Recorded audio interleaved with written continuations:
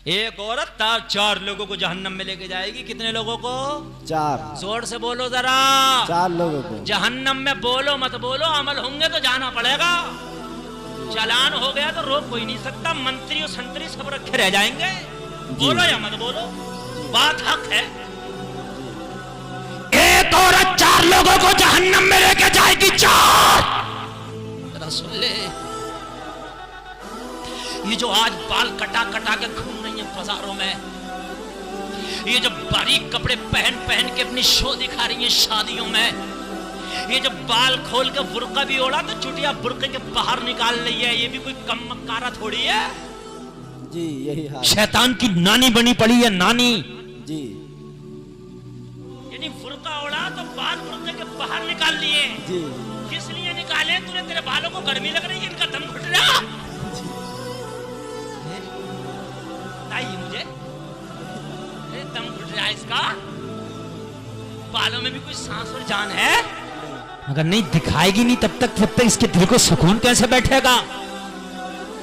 चोटी बाहर निकाल ली है, चोंच लाल है।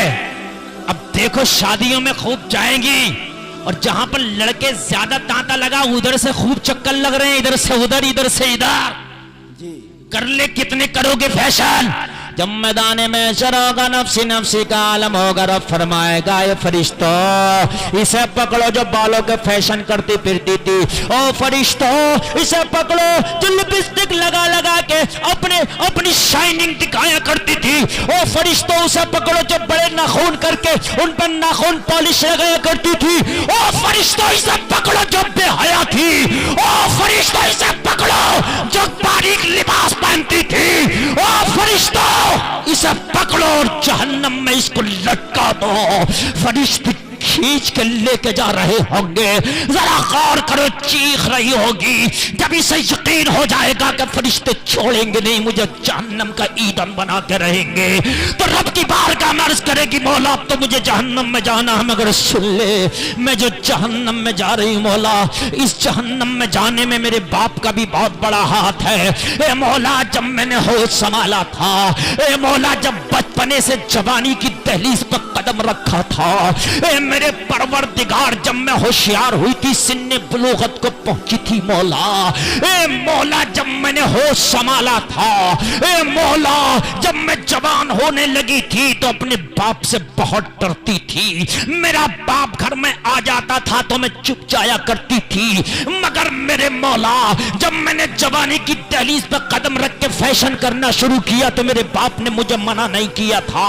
जब मैं बाजारों में फैशन करके जाती थी तो मेरा बाप अगर रोकता तो मौला मैं जरूर रुक जाती। ए मौला जब मैं बारीक लिबास और चुस्त लिबास पहन के शादियों में जाके फैशन दिखाया करती थी, इतराती फिरती थी, तो मेरा बाप भी खुश होता था, मेरी बेटी इतरा रही है, बड़ा अच्छा लिबास पहन रही है। अगर मौला अगर मेरा बाप मुझे डांट देता, अगर मेरा बाप मुझे तबलीग कर देता, अगर मेरा बाप मुझे समझा देता, तो मौला मैं कहती हूँ कसम खा के कि मैं कभी ये फैशन ना करती, कभी जिस्म की नुमाइश ना करती, कभी दुनिया के मेकअप करके बाजारों में ना घूमती। खतावार कसूरवार कहीं मेरा बाप भी है, इसलिए कि इसकी मेरे ऊपर चलती थी, मैं इससे डरती थी। रब फरमाएगा फरिश्तों इसके बाप को भी इसके साथ में घसीट कर जहन्नम में ले जाओ।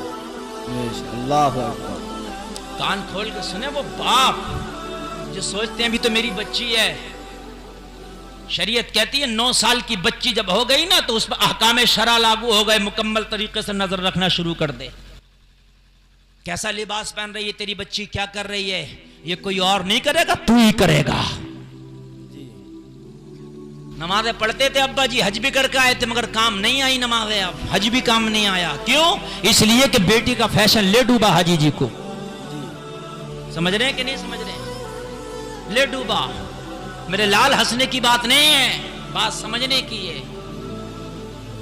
अगर मेरे घर में भी ये हाल होगा तो मुझे भी ले डूबेगा। वो तो किसी का भी हाल हो तो ये सोचे कि मौलवी मौलाना बच जाएंगे, जिसके घर का हाल ही होगा उन्हें ले डूबेगा।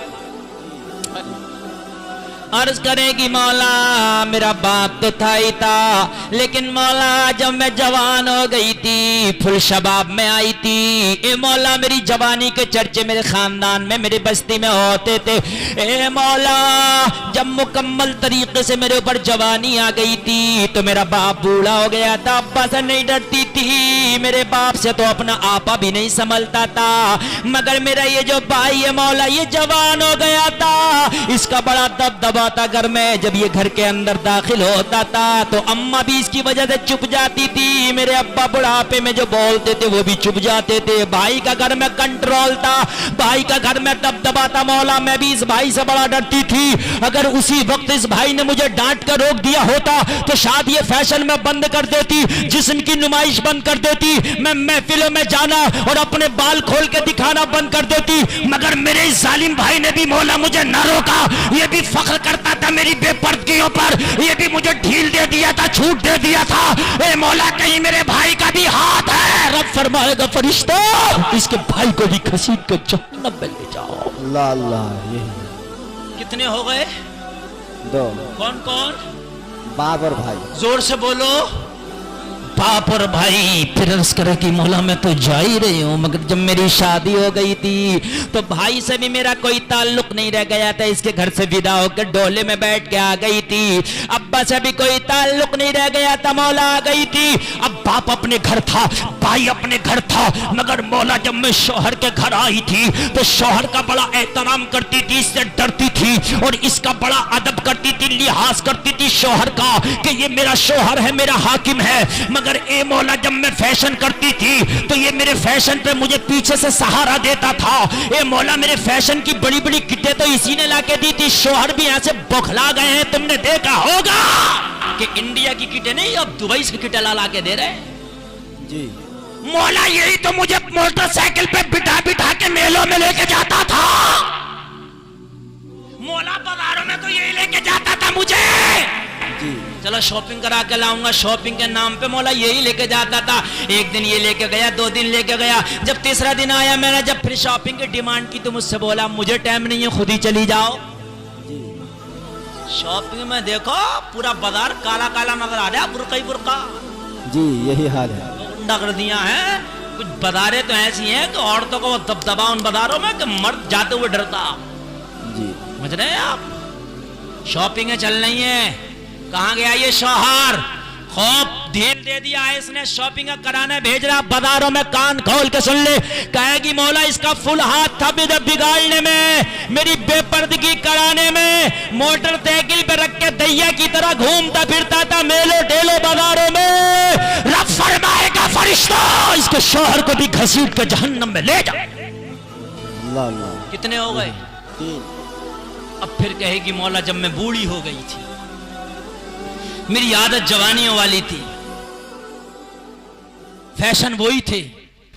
आप जाके देखो शहरों में 70 साल की बूढ़ी भी ना जो है उसकी भी तुम फैशन कम मत समझना। बाल अगर सफेद हो गए तो डाइयां तो बतेरी आ रही हैं। जी। अच्छा पैसे मत दो भाई, जरा सुन लो, बस यही इनाम है, बस बैठ के सुन लो, बस बहुत 1 रुपया मत दो मुझे, बस बैठ के सुन लो और अमल कर लेना, यही सबसे बड़ा मेरा इनाम होगा। हाय हाय, बूढ़ी हो गई मगर बालों पे कलर चल रहा है, कलर मेहंदी चल रही है बालों पे। समझ रहे हैं आप? मेहंदी कितनी लगा ले बालों पे, कलर कितने कर ले, मगर एक दिन अगर जिंदगी का बढ़ा के दिखा दे अपनी, तब मुझसे कहना। एक दिन अगर बढ़ जाए तो तेरी जिंदगी का दिन इतने रहेंगे जितने वलयअखिरल्लाहु नफ्सन इज़ा जाअ अजलुहा। रब फरमाता कि जब मौत आएगी तो एक सांस की भी मोहलत नहीं दी जाएगी। कहाँ है वो खिजाब वाले, कहाँ चले गए वो कलर वाले, कहाँ चले गए वो डाइयों वाले? क्यों मर रहे हैं ये डाइयों वाले? कहाँ गए वो दाढ़ी छिलाने और कटाने वाले और जड़ से निकलवाने वाले? क्यों नहीं जी रहे 2-4 दिन ज्यादा? तुम्हारी तो अभी दाढ़ी भी नहीं है, फरिश्तों को छोड़ना चाहिए भाई, छोड़ो, अभी तो दाढ़ी भी नहीं आई है बच्चे के। 70 साल का बच्चा बना फिर जा, मगर छोड़ देंगे फरिश्ते? मुझे बताइए, बात आ रही है? रब फरमाएगा इसके शौहर को भी घसीट के, इसके अब्बा को भी लेके जाओ, इसके बेटे को भी लेके जाओ। कहेगी मौला जब मैं बूढ़ी हो गई ना तो मेरा बेटे की चलती थी घर में, मैं इसका थोड़ा लिहाज करती थी। अगर उस वक्त ये भी थोड़ा कह देता, माँ जरा शर्म करो, तुम्हारी उम्र और ये मेकअप और ये बाजारों में टहलना घूमना ये शॉपिंग है, माँ तुम्हें जेब नहीं देती, तुम्हारा शेवा ये नहीं होना चाहिए। अगर मेरा बेटा भी मुझे समझा देता तो मौला मैं बुढ़ापे में तौबा कर लेती। और तू तौबा कबूल करने वाला गफूरुर रहीम है, तू मेरे गुनाहों को माफ कर देता पिछले। और जब मैं तेरी बारगाह में तुझसे मुलाकात के लिए आई होती और आज मैदान महशर में मैं एक तौबा की हुई नेक खातून खड़ी होती, मगर मेरे बेटे ने भी मुझे नहीं समझाया। रब फरमाएगा इसके बेटे को भी घसीट के जहन्नम में ले जाओ। कितने हो गए? 4। बाप, भैया, शोहर, बेटा और इन जितने लोग बैठे हैं इसमें कुछ ना कुछ जरूर हो आप। इन 4 में से एक जरूर हो आप। बाग ऐसा 2 है इनमें से, बाग ऐसा 3 है इनमें से, और बाग ऐसा है कि 4 है इनमें से। बात आ रही है कि नहीं आ रही है? ए लोगों, अगर ये 4 सुधर जाए तो कान खोल के सुन ले, पूरी दुनिया से गुंडागर्दी खत्म हो जाएगी। शोहर सुधर जाए तो बीवी बाजार में नजर नहीं आएगी, अगर भाई सुधर जाए तो बहन बाजार में नजर नहीं आएगी, बाप सुधर जाए तो बेटी नजर नहीं आएगी, और बेटा सुधर जाए तो मां नजर नहीं आएगी। जब 4 सुधर जाए तो फिर 5वीं औरत आएगी कहां? तो ये 4 ही है जी। 5 के अलावा बता कौन सी कैटेगरी है औरत की? औरत जब घर से निकलेगी या तो किसी की मां निकली होगी, या किसी की बीवी निकली होगी वो, या किसी की बेटी निकली होगी, या किसी की बहन निकली होगी। 5वीं बता। बात समझ में आ रही है कि नहीं आ रही भाई? जी जी। ये 4 सुधर जाएं बस पूरी दुनिया सुधर जाएगी। ये 4 सुधर जाएं